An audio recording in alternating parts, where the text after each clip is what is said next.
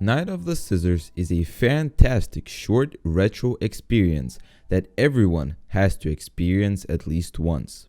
It's a game that balances tension and survival horror perfectly. The horror of this game is in the unknown and in the unexpected. Today, we're going to be talking about Night of the Scissors.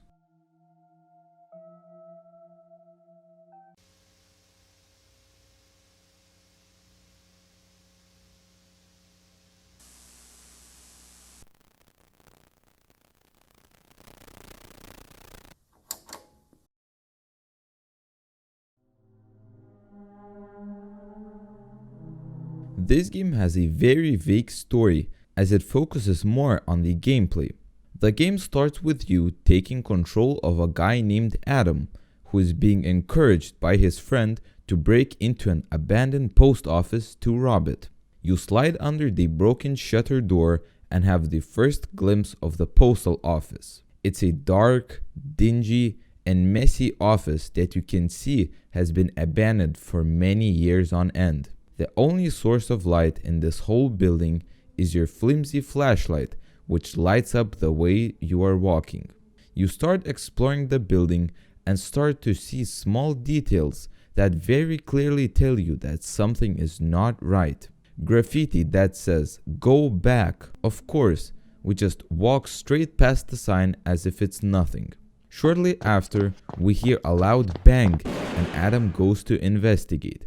We go to the shutter that we entered from and find out that it's closed. We are locked in. While you explore the building, you will notice a few things. There are very creepy cardboard cutouts of people scattered around the building, each representing a unique person that's striking a unique pose. This doesn't really show or tell us anything, but it might later on. You will also notice that this game has absolutely no music, nothing to comfort or soothe us. We just hear our footsteps and... Wait, do you hear that? Shit, we have to hide.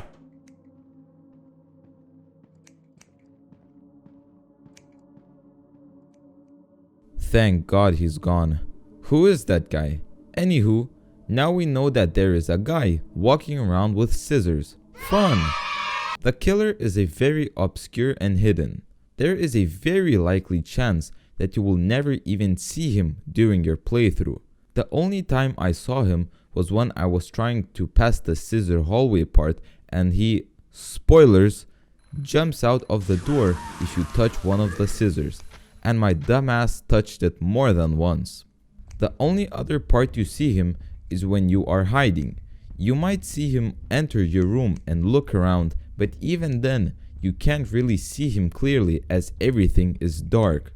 There was also one really creepy part where you can see him peek his head around the door for a split second before disappearing. All of this makes you way more afraid of this killer as you don't know what will he do to you. You might also notice that you can't pause the game. You can only pause the game when you are hiding in a hiding place, like a locker. There are many different hiding places around the map, but if you can't find one in time, you will be cut to pieces. Same thing if he sees you enter one. Finding a hiding place is already hard enough when someone is chasing you, but finding a hiding place with tank controls, it's basically impossible. I played my playthrough with third-person view as the tank controls were just unbearable and too hard to play with, as if the killer started roaming the building, it was basically guaranteed death for you if you were playing with tank controls. The feature of not being able to pause is one of the most intense but brilliant features I have ever seen a horror game add. It's also perfect for this type of game as it's short, so you can beat it in one sitting and don't have to go anywhere.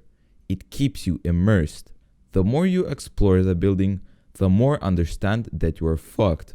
There are dismembered body parts of humans scattered around and notes left by people talking about people going missing, which is never a good sign.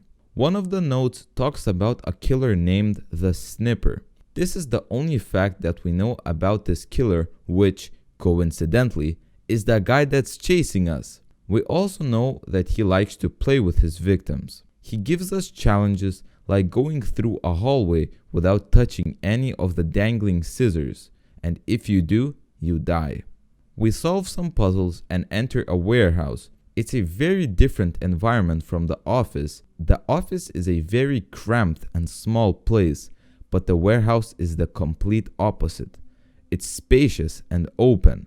After solving a few more puzzles, you open the garage door and you are met with a police officer hanging in front of your face with flashing police lights behind him. You rush past him and escape. That's the game.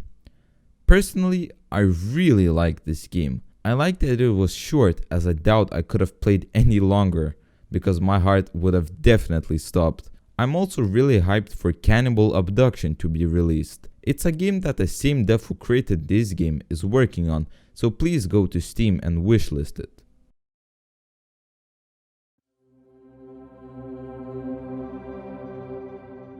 The Night of the Scissors is a really enjoyable short experience that everyone should experience. It's a very cheap game, only coming in at $3 on Steam and itch.io.